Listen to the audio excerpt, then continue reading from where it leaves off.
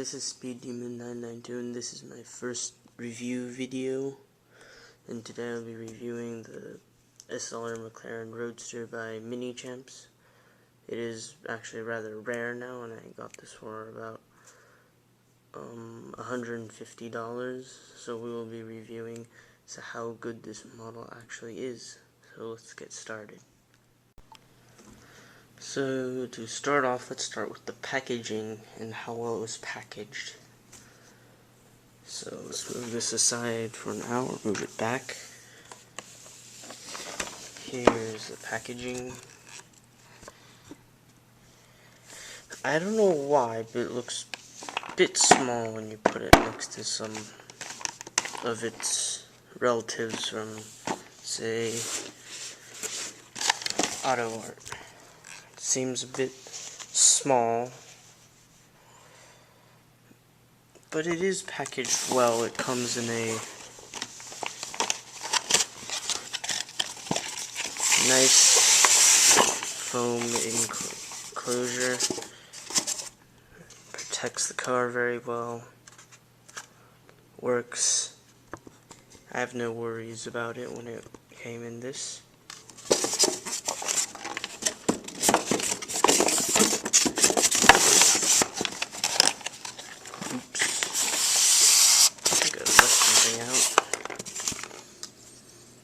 That's not good.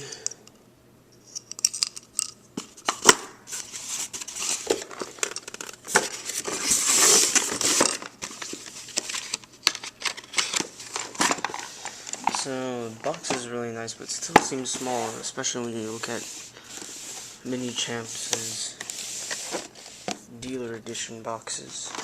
Seems a bit small, but it does work. So let's put those aside and get to the actual model itself. So when you first look at it, seems to look nice. Has a general body shape, correct. Everything looks nice. But you will notice that this is in red, and unfortunately in real life there is no real red SLR Mclaren Roadster. There is a red SLR 722. But anyways, let's get down to it. So in the front you have this very nice Mercedes badge. It is actually located rather well. It isn't popping out in a weird angle. It's really nice, actually. You can feel what the Mercedes is. And then the headlights. It is covered with a nice clear plastic. I'm not sure if you can see it from this camera. Sorry if the quality is bad. It is nice clear plastic. The bulbs inside are really realistic. And down here you have the grille. It's not actually mesh, it is textured plastic, but it feels very nice nonetheless.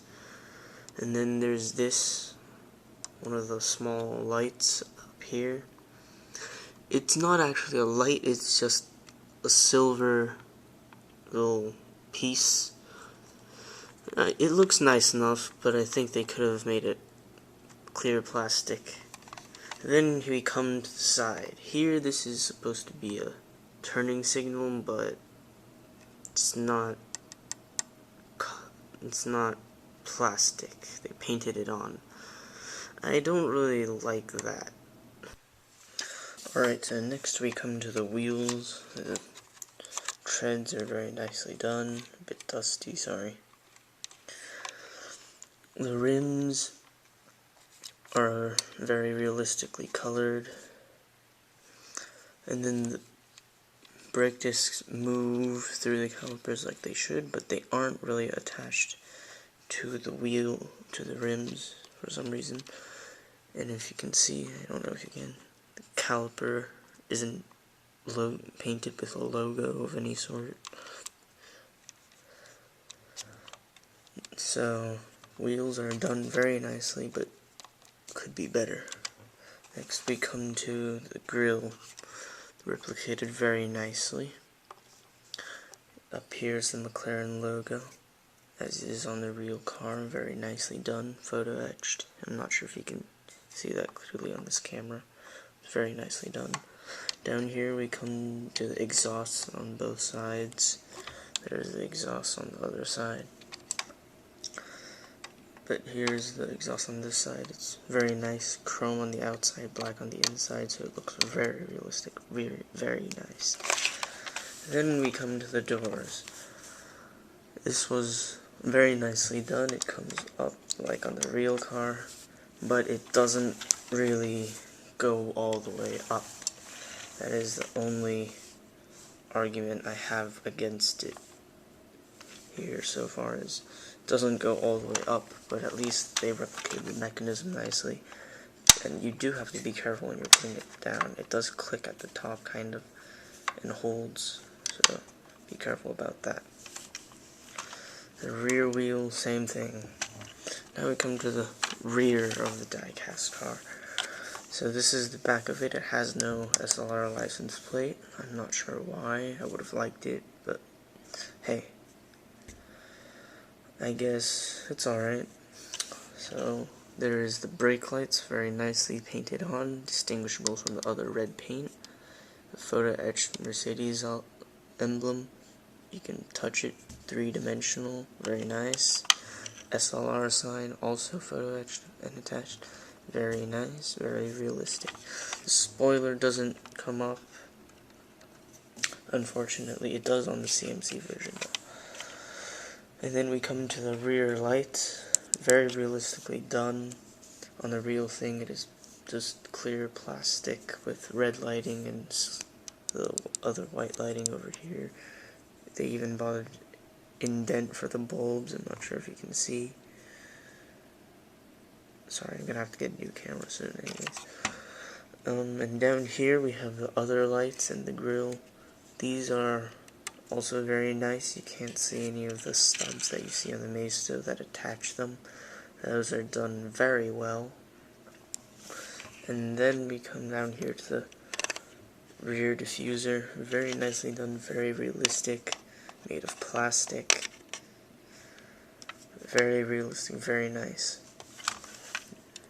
So now, let us come to the interior of the car. Alright, so there is no pop-up hood. This is kind of a fake fabric leather suede kind of deal. Same with the inside, the carpeted interior. You open the door, you can feel the floor. There is no felt in it, unfortunately. The door panels, all this red, is all fake suede. Steering wheel, very nicely detailed. It has the Mercedes emblem in the center. It doesn't really turn with the wheels. That brings me to another thing. The wheels turning radius isn't very big. And I don't really like that, but I'll deal with it. And then here they replicate the carbon fiber very nicely. Very realistic, 1/18th scale I would say, as this car is. Little shifting knob. And then down here you can see the pedals. Very nicely done. Now we come to the trunk, or the boot as people call it. It is not carpeted in any way. It is just plastic. That is it for the trunk.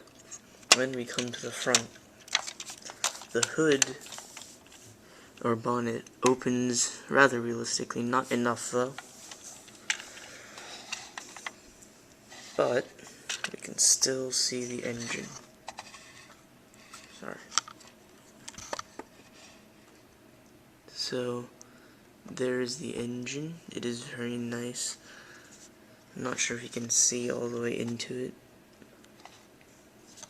Here, one sec.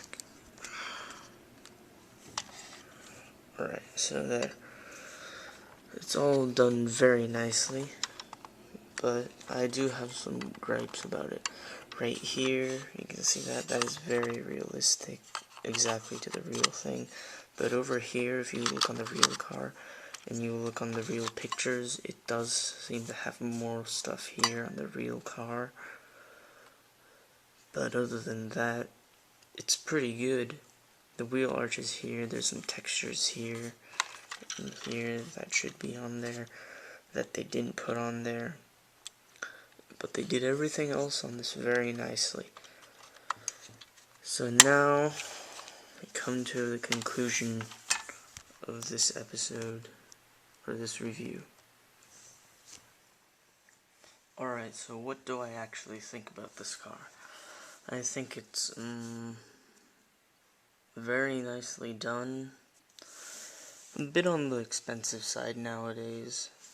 Could have been bought maybe for $100, $90, $100 or $90 back in the day when they first released it. So what would I give it as, say, a grade? I would give it maybe a B plus A minus for without the pricing. With the price that it was released with, or the suggested retail price, I would say just a regular B. If you want to include the price now, I would say maybe a C. But if you include rarity with it, then I would bring it up to a B minus. So that is what I would give this car. And for future references, I will be making more review videos. I may do indirect review videos. What I mean by that is I will review a car that I don't have based on pictures that other people have and other people's reviews. And I may do comparison videos, information videos, stuff like that. Don't forget to subscribe, like, share, and all that good stuff. And please visit our Facebook page. The link is in the description below. I will have some news on there and any upcoming videos that I will be making with updates, news, anything on there. So please take a look, like it, suggest it. Thank you. See you next time.